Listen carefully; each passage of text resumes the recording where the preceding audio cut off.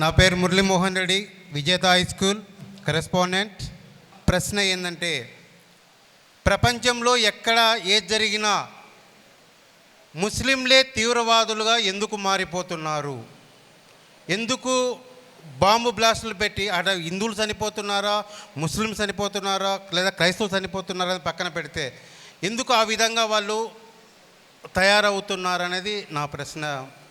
Rahman master. Muralimohan Reddy గారు ఒక మంచి ప్రశ్న అడిగారండి.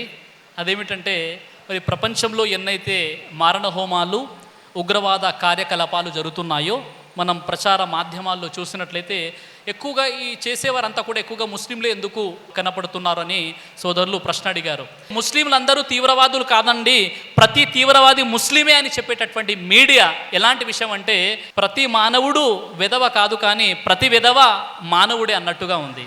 మిత్రులారా, ఇస్లాం అంటే సలాం మరియు సిల్మ్ అనే రెండు మూల పదాల నుండి ఏర్పడింది. సలాం అంటే శాంతి, సిల్మ్ అంటే సమర్పణ. ఇస్లాం ధర్మం శాంతియుతంగా దైవానికి సమర్పించుకోవడం ద్వారా జీవితం గడపడాన్ని అరబ్బీ భాషలో ఆ వ్యక్తిని ముస్లిం అని అంటారు. ఈరోజు ఎన్నైతే ప్రచార ప్రసార మాధ్యమాల ద్వారా మీడియా అనేది ఎంగిలి విస్తరాకుపై కుక్కలు విరుచుకుపడతాయి కదా, అలా పూర్తి మీడియా ముస్లిం సమాజంపై విరుచుకుపడి ఉంది. ఇస్లాం ధర్మములో ఉగ్రవాదానికి ఎట్టి పరిస్థితుల్లో తావు లేదు. వాస్తవంగా ఈ ఉగ్రవాదానికి ఇస్లాంకి ఎలాంటి సంబంధం లేదు. ప్రవక్త ముహమ్మద్ సల్లల్లాహు వారి కంటే ముందే ఈ యొక్క ఉగ్రవాదం అనేది ఉంది. కానీ ఈరోజు టెర్రరిజం అనేది ముస్లింలకు కొంతమంది ఆపాదిస్తున్నారు. మరోవైపు ప్రపంచం మీద చూసినట్లయితే ఫస్ట్ వరల్డ్ వార్ జరిగింది, మొదటి ప్రపంచ యుద్ధము జరిగింది. తర్వాత రెండో ప్రపంచ యుద్ధం జరిగింది. 1939 నుండి 1945 వరకు రెండో ప్రపంచ యుద్ధం జరిగింది. మొదటి ప్రపంచ యుద్ధంలో 4 కోట్ల మంది చనిపోయారు. రెండో ప్రపంచ యుద్ధంలో 7 కోట్ల మంది చనిపోయారు. ఈ మొదటి ప్రపంచ యుద్ధానికి రెండో ప్రపంచ యుద్ధానికి ఇస్లాం బోధనలకు ఎలాంటి సంబంధం లేదు. కోట్ల మంది చనిపోయారు కదా, మరి ఇస్లాం బోధిస్తుందా? ఖురాన్లో ఉందా మొదటి ప్రపంచ యుద్ధం గురించి, రెండో ప్రపంచ యుద్ధం గురించి? ముస్లింలు ఏమైనా పాల్గొన్నారా? 99% ప్రొటెస్టెంట్లు లేదా క్యాథలికులు అందులో పాల్గొన్నారు. ముస్లింలకు సంబంధమే లేదు. మరో విషయాన్ని మీరు చూసినట్లయితే, హిట్లర్ ఎవరండి? ఒక క్రైస్తవుడు. 60 లక్షల మంది యూదుల్ని నిర్దాక్షిణ్యంగా చంపేశాడు. మరి అతడు ముస్లిం కాదు కదా.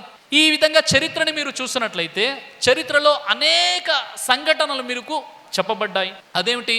మహాత్మా గాంధీని చంపింది ఎవరు? నాథురామ్ గాడ్సే. అతడు ముస్లిమా? రాజీవ్ గాంధీని చంపింది ఎవరు? ఎల్టీటీఈ దళ సభ్యులు రాజీవ్ గాంధీని చంపారు. ఇందిరాగాంధీని చంపింది ఎవరు? సత్వంత్ సింగ్, బియాంత్ సింగ్ అనే 2 సిక్కులు ఇందిరాగాంధీని చంపారు. వీరు ముస్లింలా? అలా మీరు చూసుకుంటూ పోయినట్లయితే ప్రపంచంలో ఎన్నైతే పెద్ద పెద్ద మారణ హోమాలు జరిగాయో వారికి ఇస్లాం ధర్మానికి ఎలాంటి సంబంధమే లేదు. మరి అలాంటప్పుడు ఇస్లాం ఉగ్రవాదాన్ని బోధిస్తుందని చెప్పడం చాలా మూర్ఖత్వమైనటువంటి విషయం. కొంతమంది ఇస్లాం అంటే పడని వారు, ఇస్లాం అంటే గిట్టని వారు దుష్ప్రచారం చేస్తున్నారు. ఈరోజు ప్రపంచవ్యాప్తంగా మీడియా ఒక ఎంగిలి ఇస్తరాకుపై విరుచుకుపడేటువంటి కుక్కల్లా ఈరోజు మీడియా ముస్లింలపై విరుచుకుపడుతుంది. అనేక రకాలుగా మనం చూస్తున్నాం. కాబట్టి ఇస్లాములో ఉగ్రవాదానికి తావులేదు.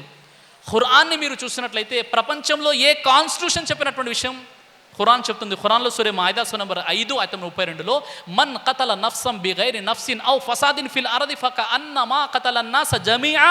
ఒక వ్యక్తిని చంపినవాడు సమస్త మానవాళిని చంపినంతో సమానం. ఒక వ్యక్తి ప్రాణాన్ని కాపాడినవాడు సమస్త మానవుల ప్రాణాలను కాపాడినంతో సమానమని ఇస్లాం చెప్తుంది. ప్రపంచంలో ఏ గ్రంథం చెప్పిందో నా దగ్గర తీసుకురండి. ఎక్కడ ఉందండి? ఖురాన్లో ఎక్కడైనా ఉగ్రవాదం గురించి చెప్పడం జరిగిందా? హదీస్లో ఎక్కడైనా ఉందా? ఉగ్రవాదానికి వ్యతిరేకంగా ఇస్లాం అంటుంది. ఎక్కడైతే మీరు చెడు చూస్తే మీరు చేత్తో ఆపండి, కనీసం మీ నోటితో ఆపండి. ఈ శక్తి కూడా లేకుండే మీ మనసులో అది చెడుగా భావించండి. ఇది ఈమాన్లో, విశ్వాసంలో తక్కువ స్థాయి అని ప్రవక్త ముహమ్మద్ సల్లల్లాహు అలైహి వసల్లం వారు చెప్పారు.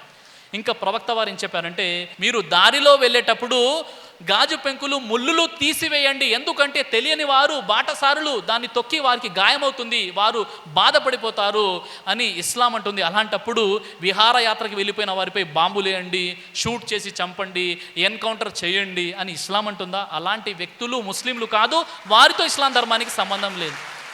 ఇస్లాం అంటుంది, నీ పొరుగువాడు ఆకలితో బాధపడుతూ నీవు కడుపు నిండా తిని సృష్టిగా నీవు నిద్రించినట్లయితే నీవు ముస్లిమే కాదని ఇస్లాం అంటుంది.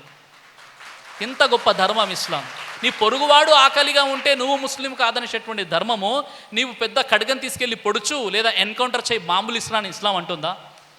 ప్రవక్త వారు అంటున్నారు, రేపు తీర్పు దినం రోజు దాసులకు సంబంధించినటువంటి ప్రశ్నల్లో అల్లా అడుగుతాడు, మీరు ఏ కారణం చేత ఇతన్ని చంపారని రక్త పరిహారం గురించి ప్రశ్నించడం జరుగుతుందని చెప్పారు. కాబట్టి ఇస్లాములో టెర్రరిజానికి తావులేదు. ఎవరైతే టెర్రరిజానికి పాల్పడుతున్నారో వారు ఇస్లాం వ్యక్తులు కాదు. ఈ విషయాన్ని మీరు గుర్తించాలి. కాబట్టి ఇస్లాం మరియు ఉగ్రవాదం అనే అంశంపై నా యొక్క ప్రసంగాలు ఉన్న యూట్యూబ్లో మీరు చూడవచ్చు. జజాకల్లాహు ఖైర్.